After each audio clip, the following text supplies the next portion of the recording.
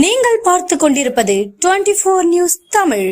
சுனாமியில் உயிர் நீத்தவர்களின் ஆன்மா சாந்தி அடைய வேண்டி தாவேகா சார்பில் 500க்கும் மேற்பட்டோர் மௌன அஞ்சலி பேரணி. நாகை துறைமுகம் பகுதியில் உள்ள நினைவு ஸ்தூபிக்கு மலர் மாலை அணிவித்து அஞ்சலி செலுத்தினர். கடந்த 2004ஆம் ஆண்டு டிசம்பர் 26ஆம் தேதி ஏற்பட்ட சுனாமி ஆழி பேரலையில் நாகை மாவட்டத்தில் 6060 பேர் உயிரிழந்தனர். உயிரிழந்தவர்களின் ஆன்மா சாந்தி அடைய வேண்டி சுனாமி நினைவு தின அஞ்சலி செலுத்தும் நிகழ்வு நாகை மாவட்டம் முழுவதும் இன்று அனுசரிக்கப்படுகிறது. நாகை மாவட்டத்தில் சுனாமியில் உயிர் நீத்தவர்களின் படங்களுக்கு அவர்களது உறவினர்கள் மலர் தூவி கண்ணீர் அஞ்சலி செலுத்தினர்.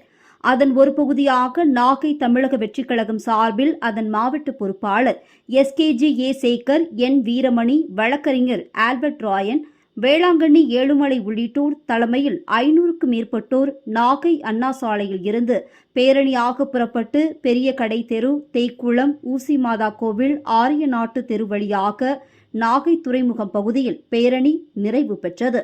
அங்கு சுனாமியால் உயிர் இழந்தவர்களின் நினைவிடத்தில் அமைக்கப்பட்டுள்ள 2 ஸ்தூபிக்கு தமிழக வெற்றிக் கழகத்தினர் மலர் தூவியும் மலர் மாலை அணிவித்தும் அஞ்சலி செலுத்தினர். தொடர்ந்து உயிரிழந்தவர்களின் ஆன்மா சாந்தி அடைய வேண்டி பால் ஊற்றியும் அஞ்சலி செலுத்தினர்.